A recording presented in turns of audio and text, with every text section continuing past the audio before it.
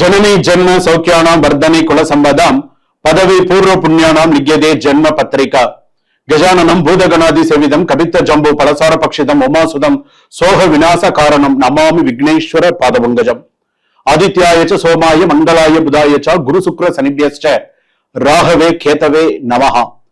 உலகெங்கும் வாழக்கூடிய next gen நேயர்கள் அனைவருக்கும் வணக்கம். நான் உங்கள் மக்கள் ஜோதிடர் டாக்டர் ராஜ்குமார் சிவாச்சாரியார் பேசுகிறேன். எல்லாரும் எப்படி இருக்கீங்க? நலமா இருப்பீங்கன்னு நம்புறேன்.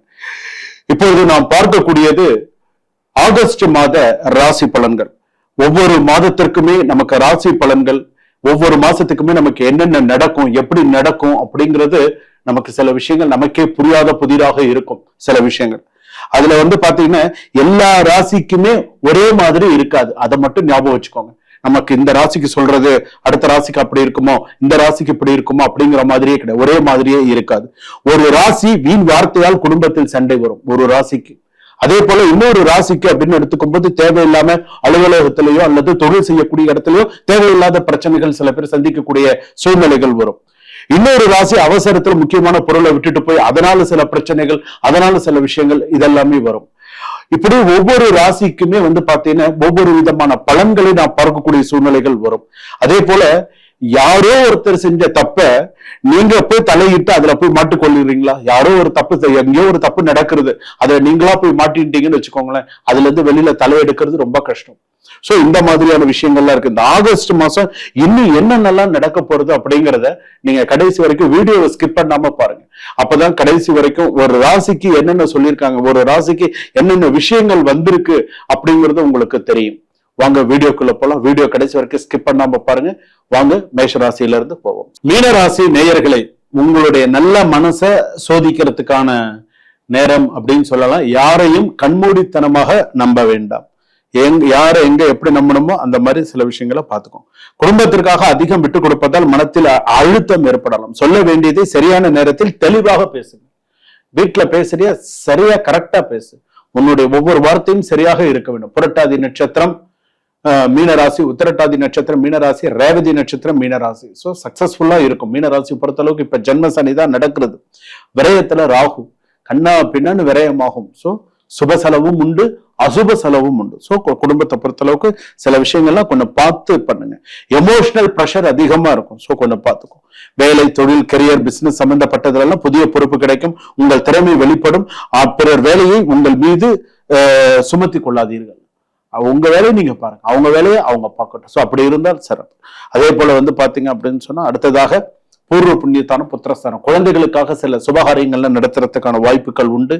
ருணரோக, வண்டி வாகனங்கள் வெளியில போறது வர்றது, சைனஸ் ப்ராப்ளம், உடல்நிலையில எல்லாம் நீங்க கொஞ்சம் கவனமா இருக்கிறது, மீனராசி பொறுத்தளவுக்கு கொஞ்சம் கவனமா இருக்கிறது நல்லது. அடுத்ததாக பாத்தீங்கன்னா திருமணம் சம்பந்தப்பட்ட சில பேருக்கு சில நல்ல முயற்சியில நல்ல தகவல்கள் வரதுக்கான வாய்ப்பு இருக்கு. காதல் அல்லது திருமண முடிவுகளில் உணர்ச்சியை விட உண்மைக்கு முக்கியத்துவம் கொடுங்கள். அப்பதான் சிறப்பு. முதியோர் உடல்நலம் அல்லது சீனியர் சிட்டிசன் சர்க்கரை அளவு, கால்களின் வீக்கம், தூக்க குறைவு மற்றும் செரிமானம் தொடர்பான பிரச்சனைகளில் கவனம் தேவை. சீனியர் சிட்டிசன்ஸ் எல்லாம் இந்த மாதிரியான சில விஷயங்கள்லாம் உண்டு. வீடு வாங்குறது ஏற்கனவே வீடு வாங்கிட்டீங்க அப்படின்னு சொன்னா அதுக்கு இஎம்ஐ கட்டிட்டு இருக்கீங்களா, அதெல்லாம் கொஞ்சம் கரெக்டா ப்ராசஸ் பண்ணுங்க. அடுத்த வீடு வாங்கணும், அடுத்த லேண்ட் வாங்கணும் அப்படின்னு சொன்னா அதை இப்ப செய்ய வேண்டாம். ஆகஸ்ட் 17 தேதிக்கு மேல யோசிச்சுக்கலாம். ஏன்னா இப்ப நிறைய சுப செலவுகள்லாம் நிறைய இருக்கு. ஏன்னா அது இல்லாம இப்ப ஜென்ம சனி நடந்துட்டு இருக்கறனால மத்தளத்துக்கு 2 பக்கெட் அப்படின்னு சொன்னா உங்களுக்கு 4 பக்கமும் பிரச்சனையா இருக்கு. ஒரு பக்கம் சால்வ் ஆனா ஒரு பக்கம் பிரச்சனை வருது, ஒரு பக்கம் சால்வ் ஆனா ஒரு பக்கம் பிரச்சனை வருது. அதனால எதையுமே கொஞ்சம் நிதானிச்சு செய்யறது நல்லது.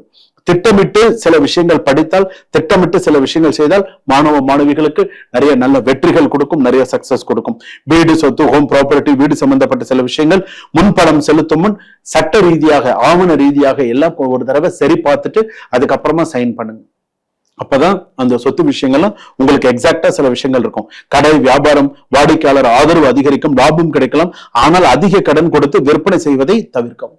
ரொம்ப கடன் கொடுத்து கடன் செய்யறதுல கொஞ்சம் பார்த்து செய்யுங்க. ஷேர் மார்க்கெட் எல்லாம் கொஞ்சம் பார்த்து இது பண்ணுங்க. வேலைக்கு போறவங்க, ஐடில வேலை பார்க்கறேன், நான் ஒரு கம்பெனில வேலை பார்க்கறேன், ஒரு தனியார் நிறுவனத்துல வேலை பார்க்கிறேன் அப்படின்னு சொன்னா வேலை விஷயத்துல ரொம்ப எச்சரிக்கையுடன் கவனமா, பண விஷயத்திலையும் கொஞ்சம் அதோட கொஞ்சம் பார்த்து இந்த விஷயத்துல கொஞ்சம், அதாவது இது எச்சரிக்கையான பதிவு மீனராசி பொறுத்தளவுக்கு. ஏன்னா மறைமுக பிரச்சனைகள், மறைமுக எதிரிகள் உருவாகலாம். சோ வேலை விஷயத்திலயும் சரி, மற்ற விஷயத்து, குடும்ப விஷயத்துல கூட சரி, கரெக்டா உங்களுடைய மூவ்மெண்ட்ஸ் கரெக்டா இருக்கும். ஏன்னா எப்ப என்ன விஷயங்கள் அடுத்து என்ன நடக்கும் அப்படின்னு சொல்ல முடியாது. ஸோ அந்த அளவுக்கு சில விஷயங்கள் இருந்துட்டு இருக்கு. ஸோ அது மாதிரி கரெக்டா பார்த்துக்கோங்க. ரெண்டாவது, கடன் விஷயத்துல ரொம்ப கவனமா இருங்க. கொடுத்த பணம் வரல, இனியும் கொடுக்கறதுக்கு யாருக்கும் ஜாமீன் கையெழுத்து போடுறதா நான் இதை செஞ்சு கொடுக்குறேன், அதை பண்றேன் பண்ணாது. முக்கியமா ஒரு 2 துறையில இருக்கிறவர்களுக்கு கொஞ்சம் பிரச்சனை இருக்கு.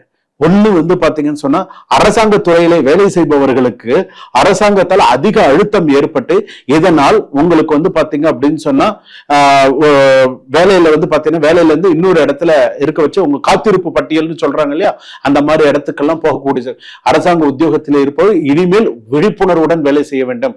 எந்த நேரத்துல எப்படி கெட்ட பேர் வரும்னே தெரியாது. அந்த அளவுக்கு அரசாங்கத்துல இருப்பவர்களுக்கு இருக்கு. அடுத்ததாக லாயர்ஸ், அட்வொகேட்.